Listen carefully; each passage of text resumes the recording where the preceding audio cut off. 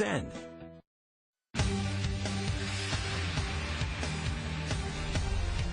Tonight, the story of Brian Miller, a truck driver from Ohio who says he went to heaven and back after suffering a major heart attack. Doctors and nurses were able to save him and everything seemed okay until his heart rate came to a sudden stop. He had no heart rate. He had no blood pressure. He had no pulse. His brain had no oxygen for 45 minutes. So the fact that he is up, walking, talking, laughing, everything, I mean, that's amazing. That's one of his nurses. Even more amazing is what he told his wife he saw during those 45 minutes.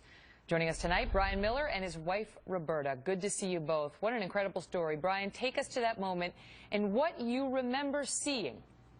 Oh, I seen the light and just kept walking towards it, and then all of a sudden it opened into a most beautiful path with flowers and walking along, and then had this gentleman and lady come and meet me, and the lady grabbed a hold of my arm and grabbed my arm and says, "Come on, you don't belong here. It's time for you to go back." But like I said, she was the most beautiful thing. And about a week before it all happened, my mother-in-law passed away with cancer, and my guardian angel was my mother-in-law and father-in-law. I'm sorry, but she's the one that grabbed a hold of my arm and took me back and says, "Come on, it's time for you to go on back, and you got things on this earth to keep on doing with." Did you remember that as soon as you woke up in the hospital? I don't. My wife might know more of that than that, but she said I was talking real faint and soft. Roberta, what did he say when he first woke up? When he first woke up, he said he'd seen my dad and my mom, and he had seen the light, and he was talking real shallow from all the medical equipment they had on him.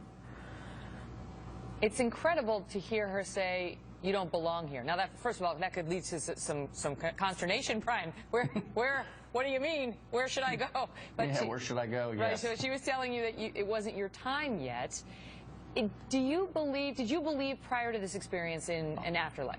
Oh, I have always believed in the Lord and afterlife and everything. The biggest thing is that I wanted to share the story and all that to people that out there are not non-believers and stuff. It's all beyond their religion, how they believe and stuff. I wanted to share the most. Were you a religious guy growing up? What's that, honey? Were you a religious guy growing up? I went to church a lot in that when we were growing up, and then after I got married and that, yeah, I didn't go to church, hardly go to church and that, but you know, I believe in it. And since I've been a truck driver, my mother got me a guardian angel in my truck. It says, don't ever drive faster than your angel can fly, and I kiss it every day when I'm driving truck. Does it change your perspective at all on life on this earth? Yes, it does. It makes me to be with my family, slow myself down, and just take my time and look for my health to keep getting better. Roberta, do you believe those were your parents going to Brian? I believe it's very possible. I mean, there's always that out there, the light. I mean, there are people have said they've seen it. I mean, it's always out there. You know, the Lord exists. Amazing. You know, you hear these stories and you certainly want to believe. And I know, you know, having had loss in my own life, too many times you ask for a sign and you get it, and it just gives you some sort of hope. Good luck to both of you. Thank you. Thank you. Well, it was the salute that had some of our nation's bravest men weeping.